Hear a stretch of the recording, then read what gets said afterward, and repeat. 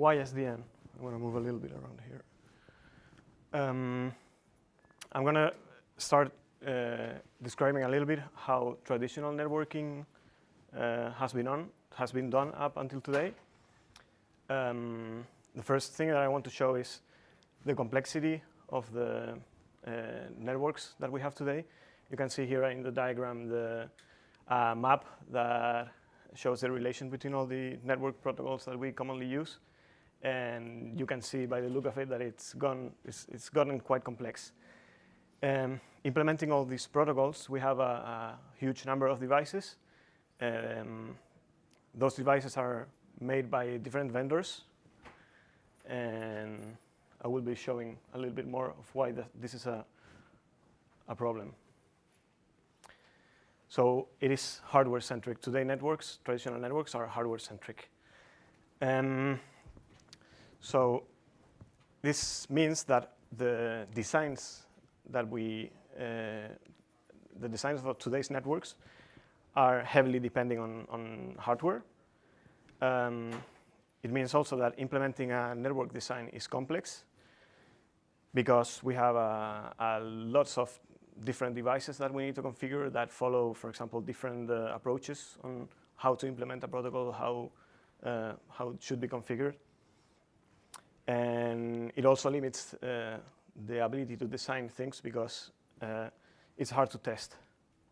So in summary, we could say that in today's networks, the logic resides a lot in the hardware.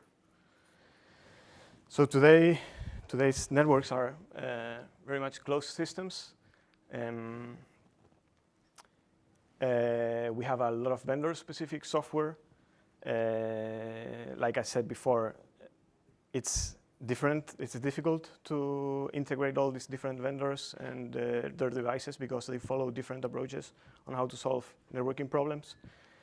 This also means it's costly to operate networks today because you have to train employees to be able to handle multiple different ways of solving problems. And it also means that when you have problems, it's hard to determine where the issues lie because the devices, sometimes the problem is difficult to identify where it is. I mean, is it on this vendor's device that does things this way, or is it in another device? Because when they interoperate, it's hard to determine where the issue is. Probably one of the biggest issues with today's networks is that they are not scalable, or they are more difficultly scalable to today's environments. We need to keep growing. Companies need their data centers to keep growing. And it's gotten to a point that so much manual work means that it's being very costly to scale. Sorry.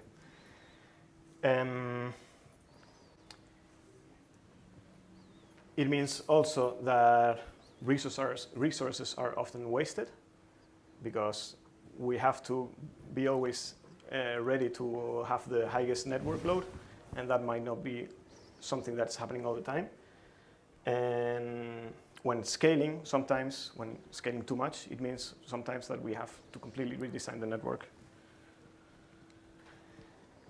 Another big issue is that we lack hardware abstractions. So when we have to do some changes on the design of the network, it's difficult to test these changes because it means actually testing the changes on actual hardware. It also means it's hard to innovate and to experiment because when you have a network engineer that you want to experiment with some new technology, it means that you have to spend a lot of money also in buying that hardware.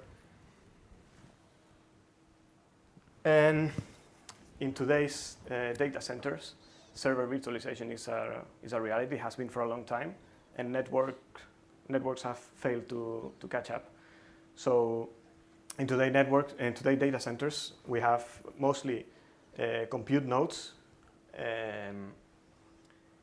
and these compute nodes are running virtual machines, and these virtual machines should be able to move from one compute node to another And the mechanism that we've been using so far, VLANs, is not flexible enough to allow us to keep working with this virtualized environment.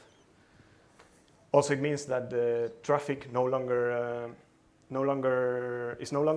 as predictable as it used to be, because when you have VMs moving from one compute node to another, it's not as easy as it used to be with a static bare metal server client model.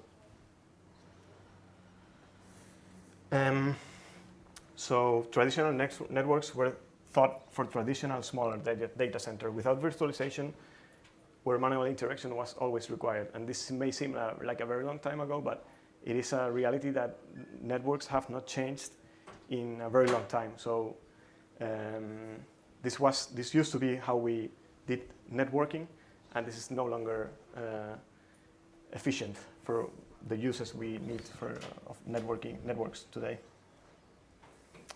So I'm gonna let Jaime continue now on how SDN helps to solve all these problems. So basically, the ultimate goal of SDN is to solve all these problems that Ruben has described now. And it all boils down to making your networking operation, move your networking operation into your software lifecycle. So you can use for your network operation, you can use the same methodologies, the same tools that you use for your software development in a way that you can design, deploy, configure, test, and scale your network using the same methodologies. And the purpose of that is to be able to adapt your operation to your requirements more quickly and in line with all other operations that you have in the business. So you don't want the network operation to hinder your capacity to get to market earlier. How does SDN achieve this, or what are the key concepts that SDN is based on to be able to achieve this? I'm going to enumerate them, and then we'll get into detail in some of them. So one of them, the first one, is that it separates the control plane from the data plane. And then once that the control plane is separated from the data plane, then it centralizes it in a unique entity. So that's a single point of management. Then there is a change of mindset of instead of configuring the network, you are programming the network. So that's where you are capable of moving network operation into a software lifecycle. And this is based on the way that you can program the network is because now one abstraction is used to program the network that is called flow-based forwarding, meaning that decisions are flow-based, and we'll get into detail on how that works. So what does it mean to separate the control plane from the data plane? So traditional network devices, you have bundled in the same device all the design of all the network services that you are providing through a device, aside from, of course, the action of forwarding packets on that device. So basically, that complexity is embedded on all the devices, and you have multiple network devices. So that multiplies the complexity, the configuration of the devices, the management of the devices. If it's a problem with the device, there's more area to have problems on a device if it's so complex. So basically what we're doing is we're stripping that decision-making of the network services out of the network device so that the network device is dumbed down into basic packet forwarding. That is going to follow simple rules given by flow-based forwarding. Now, what do we do? So what we achieve with this is just simple network devices that are going to be cheaper, easier to operate, they're going to be homogeneous. They're not going to be different if they come from different vendors and stuff like that. So now, and what do we do with this design, this decision making that we have stripped from the network device? What we are going to do is to put it in a unique central entity. That is what becomes the SDN controller itself. And that leads to the SDN architecture that the simple SDN architecture that we know today. And basically, what you're going to have is a control layer that is going to have, it's going to be a software entity that's going to hold all the networking logic. This control layer is going to have a southbound interface. And this interface is going to be open and standard, and it's the one that you're going to be using to program the network devices, which are going to be homogeneous. And then this control layer is going to offer some abstractions through a northbound interface with which you can build your networking applications. Usually, the control layer is going to provide for you some basic networking services or maybe more advanced networking services, but you can also, or you will also be able to build your own networking services that are tailored to your network operation using the abstractions that are provided through the northbound interfaces.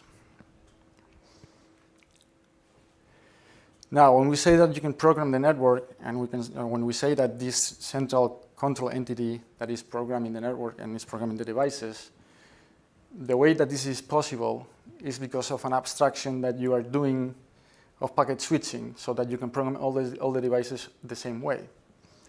This abstraction is based on that usually when you're forwarding packets, there's a lot of packets that are going to have a common, they pertain maybe to a TCP connection, they're going to be handled the same way, they have a common origin, a common destination. All those packets can be basically on a device be forwarded the same way. So basically you can classify packets in flows. The flow will contain the matching rules by which you are classifying the packets in those flows. And also the flow will contain action rules that are going to define the forwarding action that you're going to make on the packet. So basically, those actions are going to be the same for all the packets that share the same characteristics. For example, they have the same destination, or they pertain to the same TCP connection. And basically, the classification of these packets is based on data contained within the packet itself, packet headers, packet payload, whatever you're able to look. And these matching rules and action rules that we're talking about here are really simple actions that you take on the packet. Or you inspect, you can have matching rules to match IP addresses, to match TCP flags. And the actions you can have is to change an IP address, destination IP address with another destination IP address, or which port you're going to output the packet. Really basic forwarding actions and data packet manipulation actions, very basic. On top of these basic actions, you can then program the device and build more complex networking solutions or services. So as a summary, in the end, flow-based forwarding is an abstraction to packet switching that allows you to design on a homogeneous way a set of networking devices. The first realization of flow-based networking, and the one that started SDN concept as it exists today, is OpenFlow. So OpenFlow is an open standard, it's a protocol specification that is used to program these network devices. It follows the same SDN principles it follows the same principle as SDN. And the reason why is that OpenFlow came first, and then the guys that did OpenFlow, they realized that the concepts that we're trying to achieve with OpenFlow could be applied to a broader context, and that was how SDN came to be. But it follows the same principles, separation of control plane and data plane. And as we said before, a flow is basically a combination of matching rules what you match packets with and action that defines what you are going to do with the packet. So the way that, so as I said, OpenFlow is a protocol specification. It does not define how a network device has to be implemented, but of course, it's a protocol specification that lays out how the device itself is going to behave logically. And how this is organized is that, from a logical point of view, is that the packet is going to get in, and then you're going to have multiple tables, and these tables, they are going to contain flows. So meaning matching rules and actions that you're going to do with the packet. For each table, you're going to look up the flow that is going to match the packet. And then once you have found that flow, you're going to do the same in the next table and in the next and so on. And when you have matched all the flows on all the tables, you're going to have multiple flows, and you can combine them in one, let's say, mega flow. That is going to be the set of match rules that of all the flows that match it on all the tables, and all the set of action rules of all the flows that match on all the tables, and then that's combined in a single flow. And at the end, once you have determined how that mega flow looks like, then you're going to apply all the actions to the packet to define what's going to be the forwarding action that you're going to take. Why is this divided in different tables? Well, it's a way that you can structure your OpenFlow program.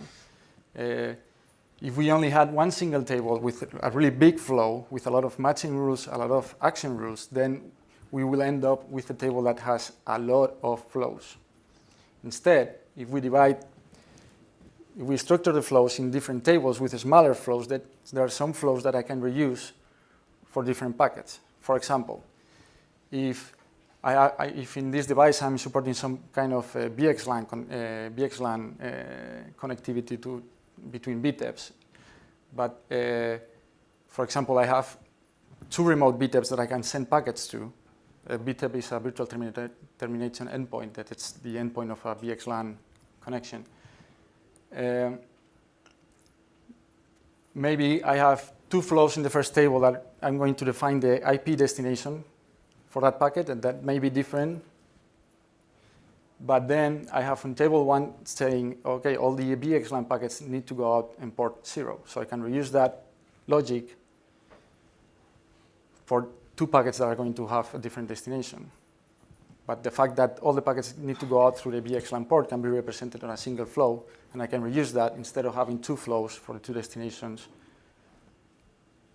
which will then multiply the problem, and would end up with several flows for all the combinations that you can have. Another concept that you are going to hear associated with SDN and a very popular SDN use case, that is network virtualization, is overlay networks. So basically, when you are doing network virtualization, you need to find a way to isolate the virtual networks that you are setting up on top of your network infrastructure. And to be able to do that, you're going to use different mechanisms. This mechanism that you're going to use, it may be encapsulation, it may be MPLS tagging, or basically it's going to allow you to separate traffic. And when you use the term overlay network, you're referring to these mechanisms that you are using to achieve that purpose. So basically, what you're doing is decoupling the mechanism that you're using in the physical network from the upper layers that are going to implement the virtual networks that you're going to have. Overlay networks are an important aspect of SDN solutions, and because, of course, the mechanism is going to be used on your infrastructure, and it can affect how you operate your network. For example, if you are going to use encapsulation and you're going to have more headers because you're encapsulating the original virtual network packet inside another header, then the overall frame size is going to be bigger. So maybe you need to account for a bigger MTU to optimize the performance of the network. Also, some network infrastructure support optimizations for different encapsulation or overlay technologies. For example, some switches may be optimized for VXLAN encapsulation because they can inspect the payload of the VXLAN, and they can optimize how multicast and broadcast work. So it's something that is interesting when you're looking to an SDN solution, what overlay mechanism is using on your physical infrastructure. So the SDN benefits basically are two. One of them is that it simplifies the hardware. Basically, that centralized control entity that you're going to have can be a software piece that can run in commodity hardware. So you don't rely for this network decision logic on proprietary hardware. Network devices are simplified because they are pure forwarding elements. They don't have any network advanced higher level network logic in them. And of course, now you are more likely to move bugs that you might have in your network devices to the controller or this software entity that is controlling your network. And dealing with bugs in software is easier than having to deal with bugs in hardware. So you're actually making a barrier of independence between the development of your hardware and the development of your software. So this reduces the implementation costs. And another benefit is that the network becomes a computation software problem. And that's the thing with which I opened this section with. So basically, you're using open standards, you're using software abstractions that your controller is providing to your applications. So this way it's easier to innovate, design, deploy, manage, and scale your network operation. This incurs in improved flexibility and agility, which reduces your operation costs. And at the end of the day, everything is about being able to automate your operations, to be able to optimize them, and your possibilities that you have to integrate with all the tools that are going to enable that. And these two benefits really reflect on the last bullet here. So there is multiple SDN use cases. I haven't listed them all here. They are non-accountable. You can use it for many things, but in SUSE and for the products that we ship, we focus on two use cases. One of them is NFV, network function virtualization. We have a talk about that some team colleagues are giving. One was yesterday. The other one is going to be on Friday morning. I'm not sure of the room that is going to be on, but it's going to be at 9:45. If you're interested in that, I can tell you exactly which room is going to be.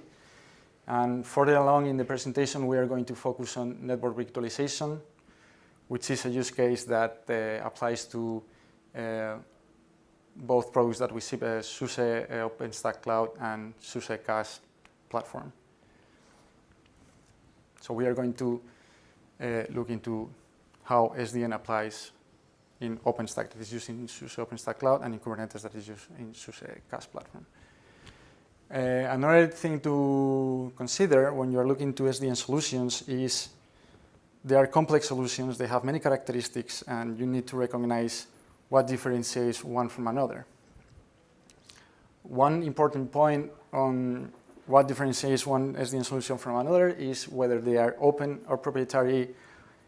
That goes in line to whether they are going to be closed platform or they are going to require specific hardware for your network. And we explained before that SDN is all about open interfaces and homogeneous hardware, but the reality is that when you are going to bring an SDN solution to your existing infrastructure is that you most probably are already using some kind of proprietary hardware and you already have some kind of vendor support.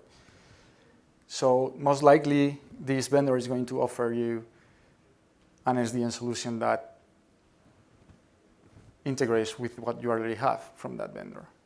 And most likely this solution is going to be proprietary, and the technology stack that is going to be well-defined into the technologies that this vendor is already using. On the contrary, if you're going to consider an open source controller, you're going to find multiple southbound protocol support to be able to not only use open standard open APIs, so using open standard open APIs, but not only to use poor programmable devices, but also to be able to somehow use devices that you might already have in your network and that they can integrate into the controller and can be controlled by this intelligence that is stored in the controller. So in a proprietary solution, the northbound APIs probably are going to restrict you to be able to configure the network services that these proprietary solutions are providing. But on open solutions, these northbound APIs are going to be not only to be able to configure the networking services that these solutions already provide, but they are going to let you to have bindings, programmatic bindings that are going to let you to program and to use it to implement other networking services that you are interested in. Of course, one other thing that you're going to look at when you look at the SDN solution is what are the networking features that it supports. For example, if it has, of course, you expect basic networking services to be implemented there, but of course you maybe need some more advanced features. We're talking about load balancing maybe, or VPNs, or firewall deep packet inspection. So you're going to consider what are the basic networking features that the SDN controller is providing. Another thing to consider is how is the data plane stack implemented.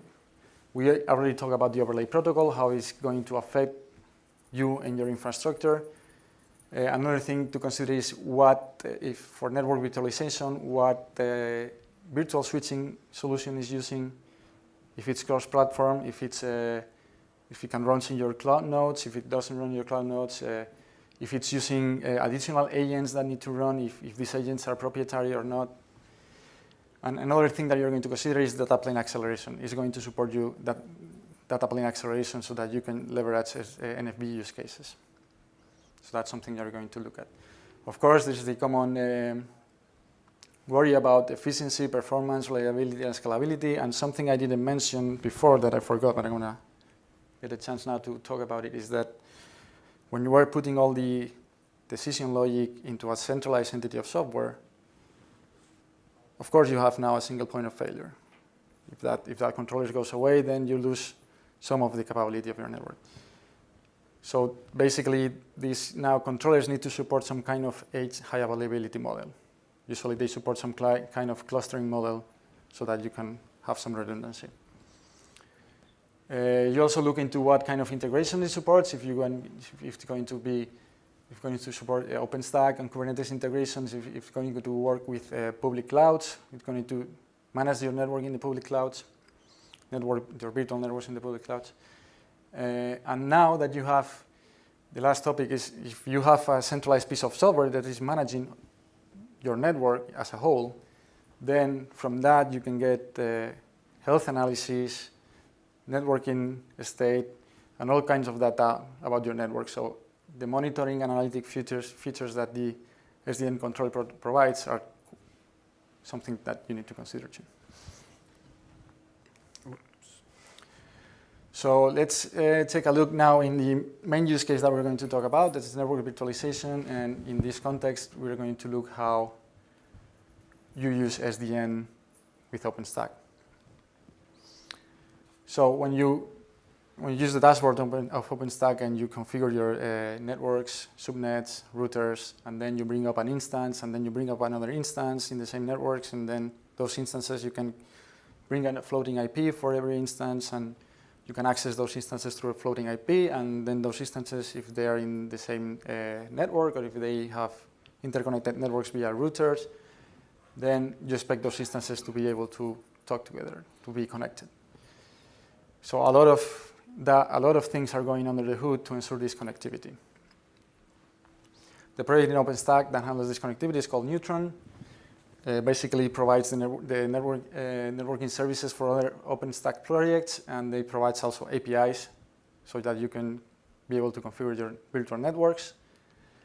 The abstractions that Neutron uses are pretty one-on-one in line with the physical networking concepts. You have networks, you have subnets, ports, and routers, and they work as you expect them to work, so like the real thing. And Neutron has a modular architecture, so basically it's a pluggable architecture that you can use your own plugins if you want to support a different custom network implementation. For example, one use case of using your own plugin will be if you want to support the different specific or proprietary in some way network devices. The default implementation uses OpenVSwitch as the virtual switching in the hypervisor, and this is how it looked like. Basically, you have the plugin in Neutron. So the thing that's going to happen is that you're going to have API calls coming into Neutron that is going to use these abstractions that Neutron provides, and then this plugin is going to convert and going to implement your networking that you have described with these abstractions into the network. Commonly, there's something that sometimes you have in the implementation that is a plugin engine that decouples some of the plugin logic into the network element, and then if you support different types of network elements, you only have to change the plugin engine while most of the plugin implementation in Neutron itself is the same to support different network elements. So this is the standard picture of how OpenStack works with the default plugin that is going to be OpenVSwitch. So here in the picture we have network elements. That's going to be, for example, KVM hypervisor, and the plugin agent is going to talk with the OpenVSwitch hosting the Dan hypervisor. It's going to configure using OpenFlow. That's what it's going to implement your network, your virtual network.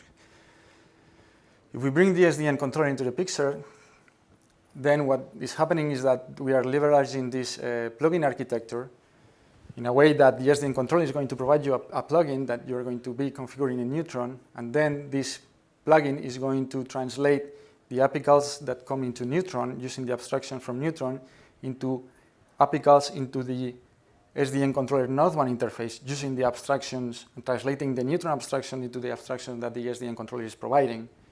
And then the SDN controller is the one that is going to implement your network.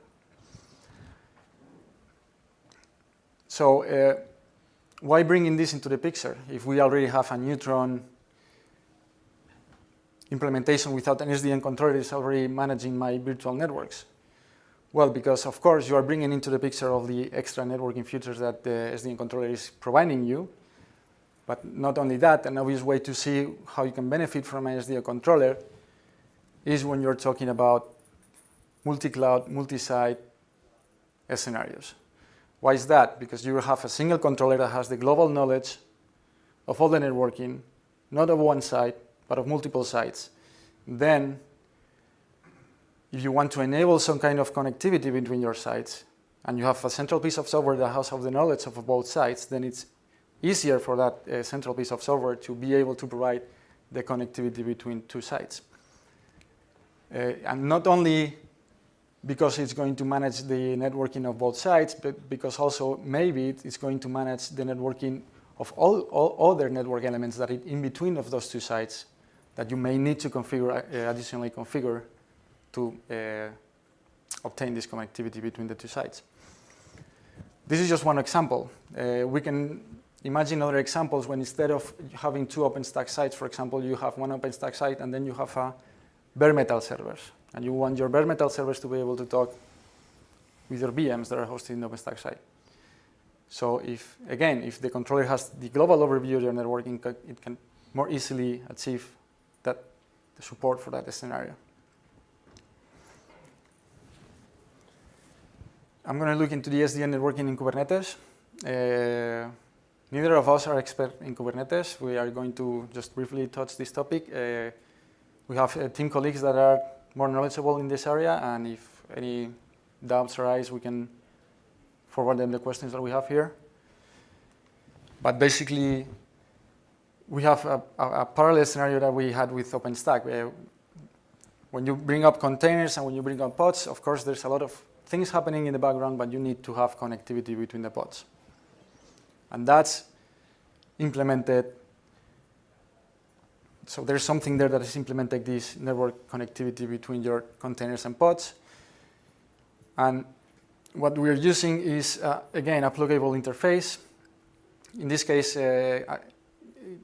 Kubernetes is adopting the container network interface specification that allows to, again, plug in different implementations for your network. There is a lot of parallelism of what these plugins are doing and what an SDN controller is. So Neutron can be considered an SDN controller because it provides Node 1 APIs, abstractions, supports southbound different ways of configuring the network. This is the same. You have different implementations that you can use, and there is a parallelism of this implementation and what an SDN controller is. But additionally, you can have an SDN controller that is going to provide its own plugin to leverage that SDN controller for this integration.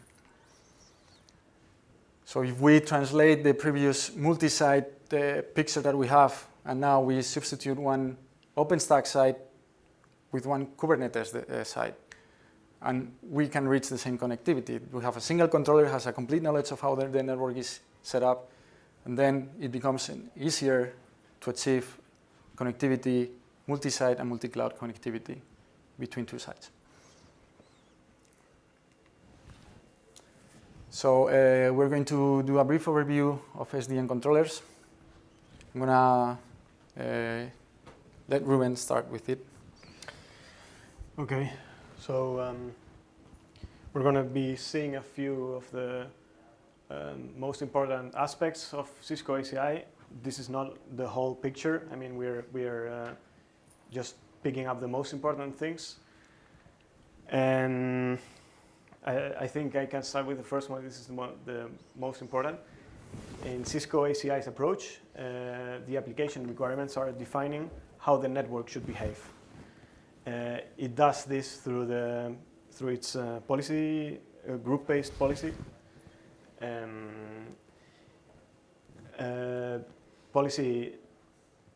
It is a policy-driven solution combining both hardware and software, and it is also a common policy platform for virtual, cloud, and physical computing. It has IPv6 support, and the protocol stack that it supports is REST APIs for the northbound interfaces.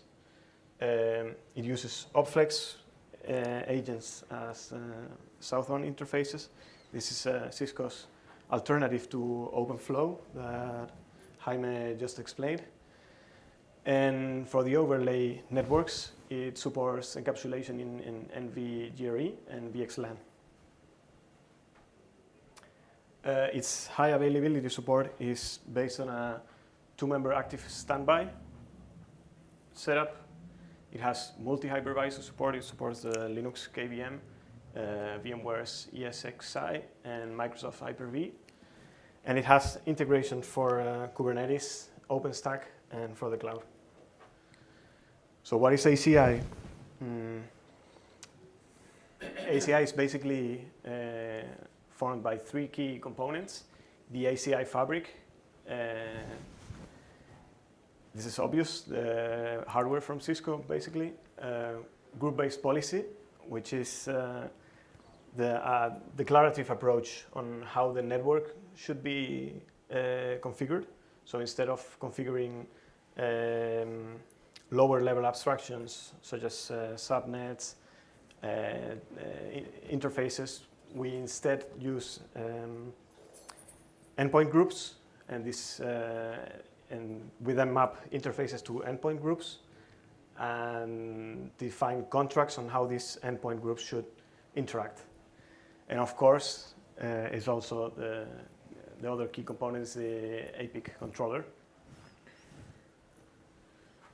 About the OpenStack integration, Jaime did a good job explaining how OpenStack integrates, how different controllers integrate in OpenStack. Basically, what we see here in this diagram is that the group-based policy that is defined in, I'm going to see if the pointer works. Yeah.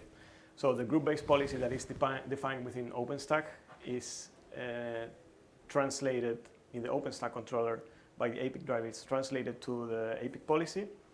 This APIC policy gets pushed down to the fabric, to the Cisco fabric, the ACI fabric, sorry. And it's applied on all the devices, and eventually it reaches the OpenFlex proxy. Here we see the compute node. On each compute node, we have an OpenFlex agent running. So this OpenFlex agent gets the policy from the Cisco ACI leaf. And this OpenFlex agent translates the policy, the APIC policy, to OpenFlow and sends it to the Open vSwitch that we have running on the compute node.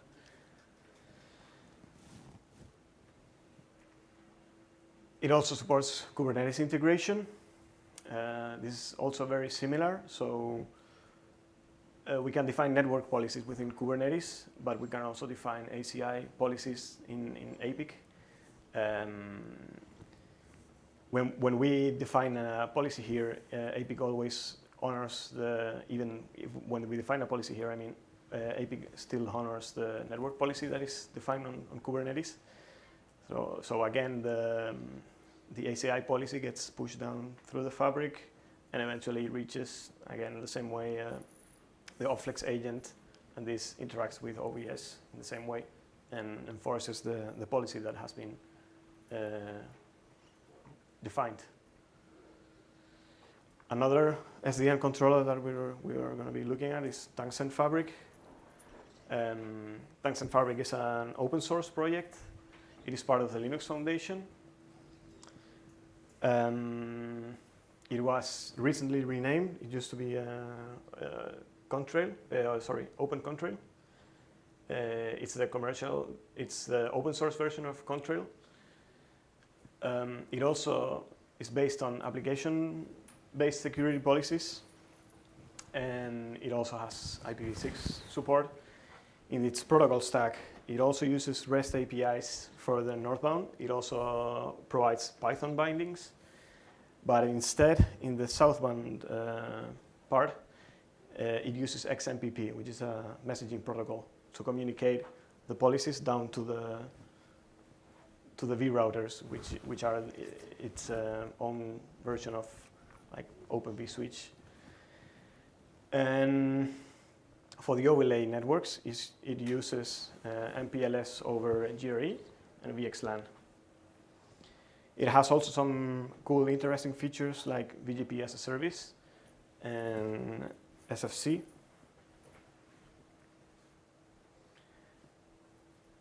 One thing that is also important to notice, as Jaime said, this is one of the points that we should be looking when we are deciding which SDN controller we are choosing. In the data plane, it supports several optimizations. It supports TPDK, it supports SRIOV, and SmartNIC. Of course, also, like Jaime said, it's critical that this runs on high availability. We cannot tolerate that the controller failure will bring down part of the network. And Tungsten Fabric supports active-active, so this means it supports both load balancing and failover. Another thing that is important to notice is that the controller runs containerized, so this is even the default way they ship it, if I'm not mistaken.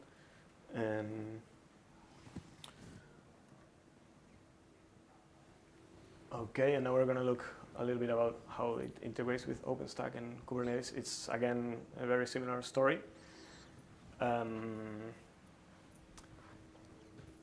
So the Contrail controller, which is the controller part of Tungsten Fabric, listens on the orchestrator event bus for workload-related changes. So and when something needs to be changed down the data plane, it uses XMPP to send down the changes to the vRouter component that is running here. Another interesting thing to point out is that, like it says, it supports any combination of OpenStack, Kubernetes, and OpenShift. In the diagram we see here that we are running VMs, but also containers, and we have traffic being carried between the vRouters running on each VM and on each node, on each pod, and it using the encapsulation tunnels that we described before. I'm going to take it from here. Jaime. So next SDN controller we're going to take a look at is VMware NSX-T.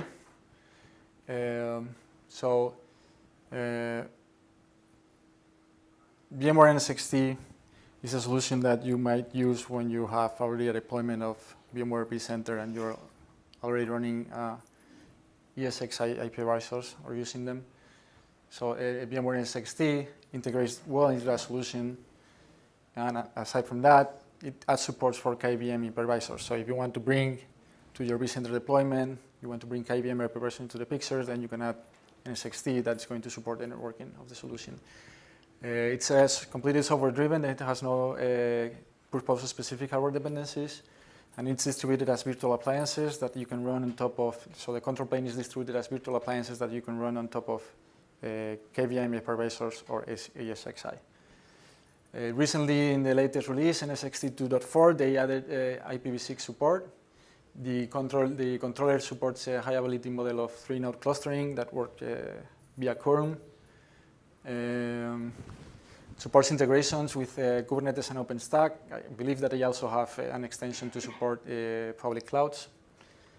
Yeah, they support public clouds, Azure, AWS. The protocol stack in the data is they use a custom OpenB switch for KVM hypervisors, and aside from that, they use also proprietary agents that they're configuring that OpenB switch. The overlay that they are using is Geneve. That's a pretty recent tech that probably may not be, there may not have any optimization supported in not so recent fabric or infrastructure that you might be running. Another point to consider about Geneve is that the amount of data that it can carry in its headers can be arbitrarily long. So the concerns about the MTU for your fabric are something that you need to take into account when using Geneve, because it can increase the frame size considerably, depending on the implementation, how they're using it. And you have northbound REST APIs to configure your network. As far as data plane optimizations go, they only support them for ESXi hypervisors. The optimization is based on DBDK, so no data plane acceleration for KVM when using VMware NSX-T. The integration architecture is it's just another picture of the same thing that we saw. You are provided with a VMware NSX plugin that you plug into Neutron, and this plugin is going to translate the calls that Neutron gets into calls into the northbound API of the controller itself. And then the controller is going to program the API, the virtual switches running on the API visors to support your virtual networks. And the same thing for Kubernetes. You're going to have a VMware NSX-T CNI plugin that is going to work with the API server of Kubernetes, and is going to translate all the network constructs into API calls to the northbound interface of NSX Manager, realizing your topology in Kubernetes. One thing I forgot to mention when I was opening this section is that, of course, all the SDN controllers that we are talking about here, we don't actually support them still in SLES. It's just that we are just paying attention to them because it's what we are being feeding from the market that people are interested in. OpenDayLight is a special case. OpenDayLight is the de facto SDN controller, meaning that it's true to all the concepts that SDN dictates versus proprietary solutions or other open source solutions that they trim down on some concepts of SDN. It's open source, part of the Linux Foundation. It's a platform that hosts multiple projects. So you have rich support for multiple southbound protocols. You have rich support for a lot of network services, to the point that you may have multiple different alternatives from the same kind of network services. It's built on Java, so it's cross-platform. And it has a rich community, so it's perfect for academic purposes, for innovation, and for learning. One of the problems that's usually associated with OpenDayLight is that some of the non-functional features are not their strong point. For example, upgradability is not the strong point of OpenDayLight, and also the community does not promote long-term support in their releases. So basically, they just are supporting the last 2 or 3 releases. So it's not so easy to build a product out of it. It basically requires that you either handle all your support yourself, or you reach a partnership with someone that is willing to provide that kind of support. This is basically the architecture of OpenDayLight. The color source a bit was out. It didn't look like this originally, but basically what we can see is that multiple southbound protocols that it supports. We're just seeing OpenFlow here, but it also supports netconf, SNMP. So clearly they have the purpose to integrate to all the possible existing network devices that you have in the network. In these boxes you have all kinds of services. There are multiple services that they are provided, load balancing, different options for integrate with OpenStack, different implementations. The same thing goes for Kubernetes. And in this blue box here that you see, there's the 2 core projects to OpenDayLight. One of them is called Young Tools, and the other is called MDSAL, that it's a model-driven service abstraction layer.